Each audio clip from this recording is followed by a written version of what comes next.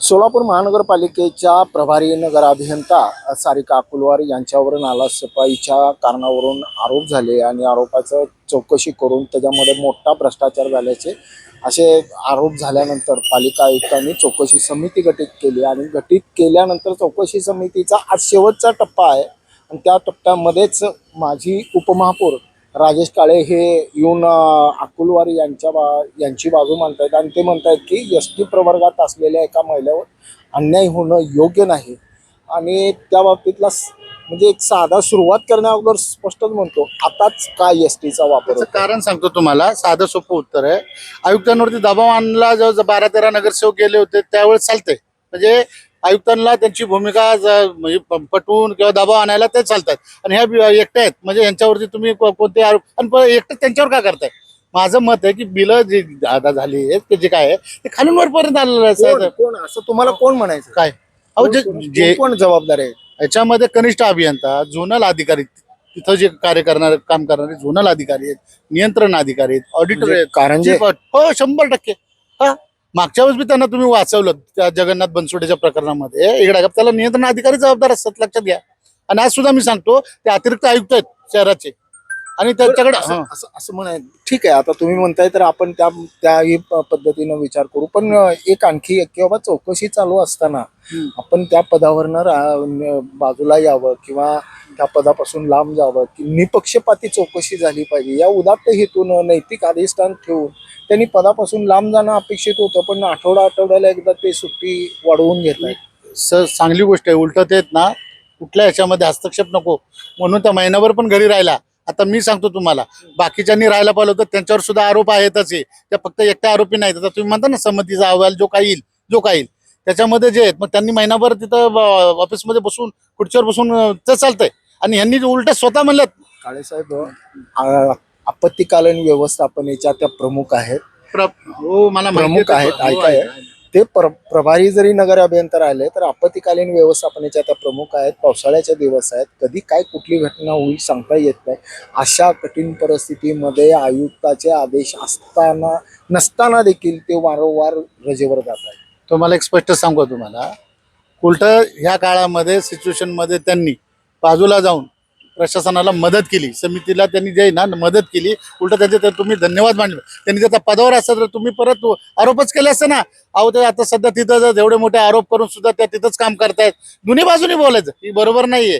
हे बघा, त्यांनी उलट स्पष्ट भूमिका घेतली की जोपर्यंत अहवाल येत नाही मी तिथं स्वतः काम करणार नाही किंवा त्यांच्या ह्याच्यामध्ये त्यांनी समितीला पूर्ण 6-7 तास चौकशीला सामोरे गेलेले आहेत. एकदा नाही, दोनदा नाही, तीनदा नाही, 4. अहो आरोपी सारखी त्यांना वागणुकी दिलेली एखाद्या नाही. आरोपी सारखी कोणी अहो 6-7 तास पुन्हा असते का? अहो 6-7 अहो ज्यांनी आरोप केला त्यांची देखील चौकशी झाली तितकीच. हो होणार ना. चौकशी समितीचे काम आहे, तो एक घटक तो अहो भाग आहे. आम्हाला काय म्हणायचं माहिती, ज्यांनी आरोप केलेत त्याची सुद्धा चौकशी होणारच आहे. त्याची सुद्धा चौकशी होतील. त्यांच्या मोबाईलचे CDR चेक केले जातील. कोण कोणाला भेटलं याच्या सुद्धा चौकशी होतीलच. आता आम्ही निवेदन द्यायला चाललोय. आम्ही बरं, आयुक्तांना आणखी एक प्रश्न की बाबा ज्या सभागृहामध्ये तुम्ही वावरलात, ज्या सभागृहामध्ये तुम्ही पण होता, उपमहापौर पदावर तुम्ही विरोध म्हणता, तिथे एक घडलेली घटना सांगतो की अनंत जाधव यांनी एक प्रश्न उपस्थित केला आणि त्या अनुषंगाने त्यांनी उत्तर दिलं की नाले सफाईच्या कामामधले बिले अदा केलीत की नाही असा प्रश्न होता. साधा सोपा होता प्रश्न. त्यांनी अगदी सभागृहामध्ये उत्तर दिलं की असं कुठलंही बिल नाही. चौकशी आणखी आयुक्ताकडून मिळालेल्या माहितीमध्ये नाले सफाईच्या अगोदर काही बिलं अदा केल्याचं दिसतं. हो मी काय म्हणतोय, म्हणजे सभागृहामध्ये बोलणं योग्य आहे असं सभागृहामध्ये जे काय त्यांनी उत्तर दिलं असेल त्याच्यावरती चौकशी समितीत जे काही येईल किंवा आयुक्त ते इकडे ते करतील. आमचा मुद्दा मी काय? फक्त एक माझी उपमहापौरांना विचारतोय, सभागृहामध्ये एवढ्या जबाबदारीनं बोलणं आवश्यक होतं ते बरोबर आहे की नाही?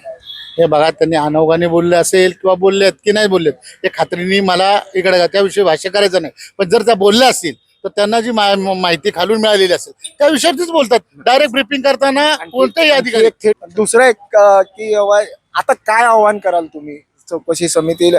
असं वाटत नाही चौकशी समितीच्या तुमच्या ह्या एकूण प्रेसमुळे किंवा वक्तव्यामुळे काहीतरी दबाव येईल किंवा वेगळ्या पद्धतीनं वेगळ्या की माझी तर त्या चौकशी समितीला विनंती असेल की तुम्ही पारदर्शक तुमच्या ज्या पद्धतीने करा आणि करायची असेल कारवाई तर ज्या खालू एकदम जेई पासून ते वरपर्यंत अतिरिक्त आयुक्तांपर्यंत नियंत्रण अधिकारी यांना सर्वांना जर त्याचा दोष झाला असेल तर त्याच्यावरती कारवाई करावी.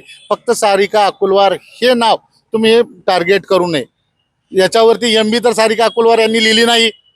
याचे जे ऑडिट हे बघ, हे तो टेक्निकलच भाग आहे ना. टेक्निकल भाग आहे. चौकशी अंती ह्या सगळ्या गोष्टी होतील आणि जर का चौकशी अंती त्या दोषी आढळल्यात तर मी सोड म्हणजे सोडणारच यांना आयुक्त. जर त्या दोष असेल तर कारवाई होईलच ना. दोषी नसतील तर दोषी नसेल तर मग आम्ही करणार नाही. जाणून बुजून तुम्ही यांना जर का दोषी ठरवलं आणि हे केलं तर आम्ही त्याच्याबद्दल तक्रार दाखल करू ना. आम्हाला त्या पद्धती आहेत ना संविधानाने दिले. संविधानाने दिलेल्या अधिकाराचा वापर आहे. तुम्ही आम्हाला टार्गेट करताय. हेतू पुरस्सर कोण करत नाहीये. भ्रष्टाचाराचा आरोप झाला अहो, हे गटातटाचं राजकारण आहे सोलापूरमध्ये. शहर अख्ख्या शहराला माहिती आहे ते सगळं चाललंय काय नाही चाललंय. सगळं गटातटाचं राजकारण आहे. सोलापूरच्या जनतेला कळतंय का लोक काय मूग बधीर अंध नाहीयेत.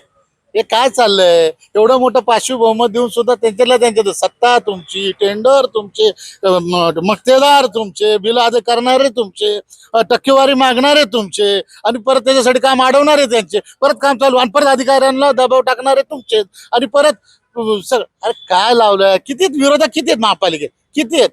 काही जणांना तर अनुमोदक सूचक नाही प्रस्ताव आणायला. एवढी बिकट परिस्थिती आहे बाकीच्या पक्षांची. अरे काय चाललंय. पदाधिकारी ठरवून हे सगळं करतात.